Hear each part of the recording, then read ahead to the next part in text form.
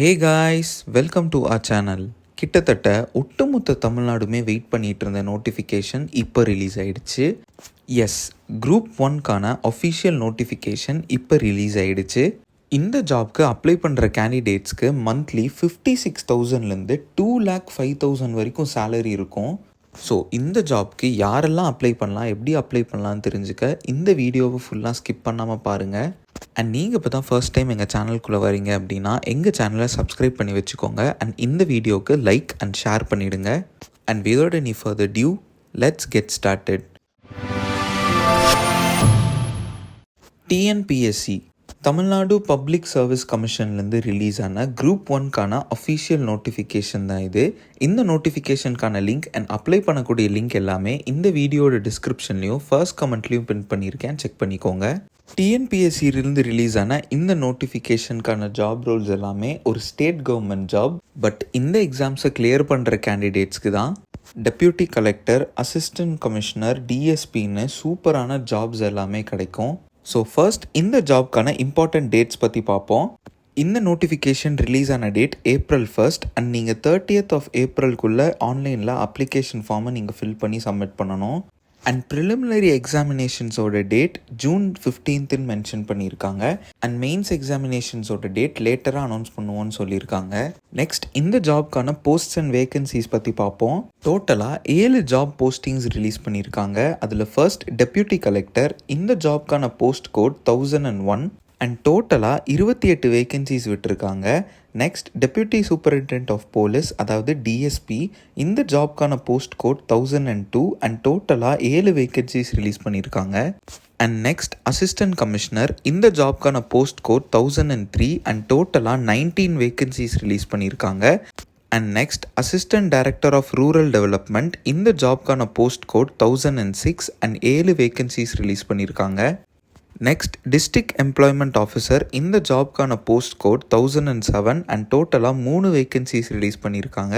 And next assistant commissioner of labour, இந்த ஜாப்க்கான post code 1946 and இந்த ஜாப்க்கு டோட்டலாக 6 வேகன்சிஸ் ரிலீஸ் பண்ணியிருக்காங்க. இந்த ஜாப் போஸ்டிங்ஸ் எல்லாமே குரூப் 1 கேட்டகரியில் வரும். அண்ட் கடைசியாக குரூப் 1A கேட்டகரியில் அசிஸ்டன்ட் கன்சர்வேட்டர் ஆஃப் ஃபாரஸ்ட்னு ஒரு போஸ்ட் ரிலீஸ் பண்ணியிருக்காங்க. இந்த ஜாப்க்கான போஸ்ட் கோட் 1009 அண்ட் டோட்டலாக 2 வேகன்சிஸ் தான் இருக்குது.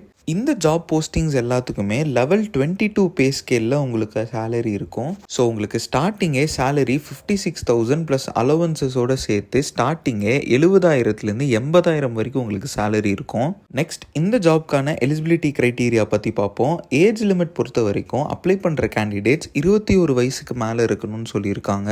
அண்ட் மேக்ஸிமம் ஏஜ் லிமிட் நீங்கள் SC, ST, MBC, BC, BCM category கீழே வரல அப்படின்னா நீங்கள் 34 வயசுக்குள்ளே இருக்கணும். அண்ட் பிஎல் டிகிரி முடிச்சிருக்கீங்க அப்படின்னா 35 வயசுக்குள்ளே இருந்தீங்கன்னா இந்த ஜாப்க்கு நீங்கள் அப்ளை பண்ணிக்கலாம். அண்ட் மீதி இருக்கிற BC, BCM, MBC, SC, ST candidates எல்லாருமே நீங்கள் 39 வயசுலேருந்து பிஎல் டிகிரி முடித்தவங்க மட்டும் 40 வயசுக்குள்ளே இருந்தீங்க அப்படின்னா இந்த ஜாப்க்கு நீங்கள் தாராளமாக அப்ளை பண்ணிக்கலாம். நெக்ஸ்ட் இந்த ஜாப்க்கான எஜுகேஷ்னல் குவாலிஃபிகேஷன் பற்றி பார்ப்போம். டோட்டலாக எல்லா ஜாப் போஸ்டிங்ஸுக்குமே நீங்கள் ஏதோ ஒரு டிகிரி முடிச்சிருந்தீங்க அப்படின்னா அந்த ஜாப்க்கு நீங்கள் எலிஜிபிள் தான். பட் சில போஸ்டிங்ஸ்க்கு மட்டும் ப்ரிஃபரன்ஸ் கேட்டிருக்காங்க, அது நம்ம பார்ப்போம்.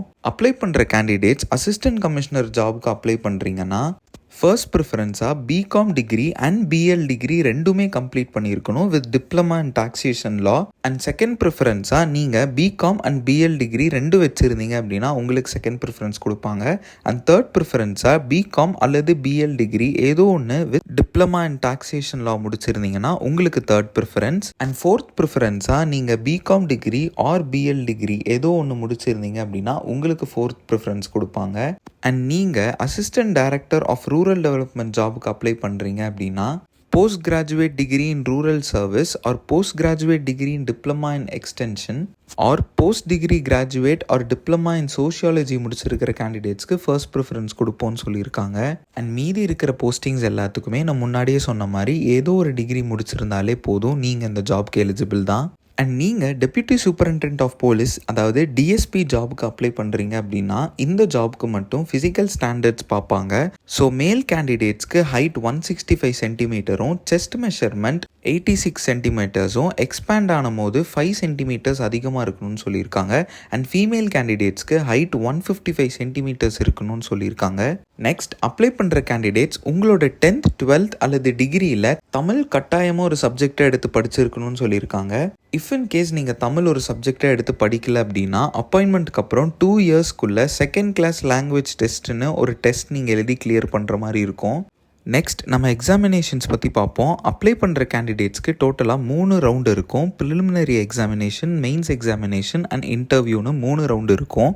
நெக்ஸ்ட் நம்ம ஸ்கீம் ஆஃப் எக்ஸாமினேஷன் பற்றி பார்ப்போம். ப்ரிலிமினரி எக்ஸாமினேஷனில் general studies and aptitude and mental எபிலிட்டின்னு 2 பார்ட் கேட்பாங்க. அதில் ஜென்ரல் ஸ்டடீஸ் டிகிரி ஸ்டாண்டர்ட்லேயும் aptitude and mental ability SSLC ஸ்டாண்டர்ட்லேயும் கேட்பாங்க.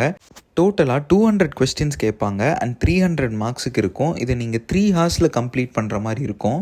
நீங்கள் SC ST MBC BC BCM கேண்டிடேட்ஸாக இருந்தீங்க அப்படின்னா நீங்கள் மினிமம் 90 மார்க்ஸ் ஸ்கோர் பண்ணணும். அண்ட் மீதி இருக்கிற கேண்டிடேட்ஸ் 120 மார்க்ஸ் ஸ்கோர் பண்ணிங்கன்னா ப்ரிலிம்ஸ் பாஸ் பண்ணிடலாம். அண்ட் மோட் ஆஃப் எக்ஸாமினேஷன் ஓஎம்ஆர்னு சொல்லியிருக்காங்க.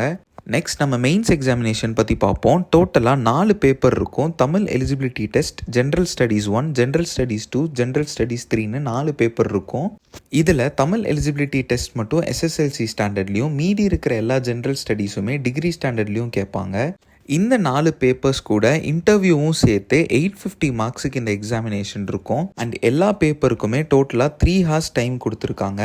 அண்ட் எல்லா கேட்டகரியில் வர கேண்டிடேட்ஸுமே பேப்பர் 1ல் மினிமம் 40 மார்க்ஸ் ஸ்கோர் பண்ணணும்.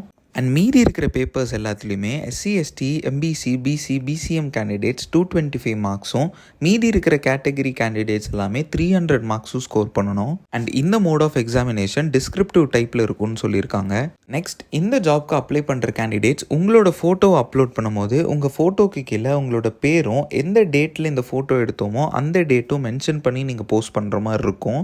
நெக்ஸ்ட் எக்ஸாமினேஷன் சென்டர்ஸ் பொறுத்த வரைக்கும் நம்ம தமிழ்நாட்டில் ஓவராலாக எல்லா டிஸ்ட்ரிக்ஸ்லேயுமே எக்ஸாம் சென்டர்ஸ் கொடுத்துருக்காங்க. பட் நீங்கள் மெயின்ஸ் எழுதும் போது கண்டிப்பாக சென்னை வந்து தான் எழுதுகிற மாதிரி இருக்கும்.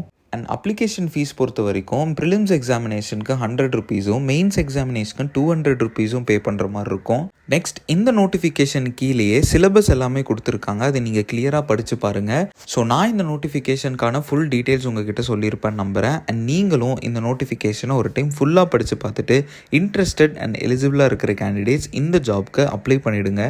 உங்களுக்கு வேறு ஏதாச்சும் டவுட்ஸ் இருந்துச்சுன்னா கமெண்ட் பண்ணுங்கள். அண்ட் உங்களோட குவரிஸை இன்ஸ்டாகிராமில் ரைஸ் பண்ணுங்கள். லிங்க் டிஸ்கிரிப்ஷனில் இருக்குது. அண்ட் மறக்காமல் லைக், ஷேர் அண்ட் சப்ஸ்கிரைப் பண்ணிடுங்க. அப்போ தான் நாங்கள் டெய்லி போஸ்ட் பண்ணுற ஜாப் நோட்டிஃபிகேஷன் உங்களுக்கு வந்து சேரும். ஸோ நான் நாளைக்கு உங்களை இன்னொரு நோட்டிஃபிகேஷனோட மீட் பண்ணுற வரைக்கும் this is employment express signing off. Stay strong.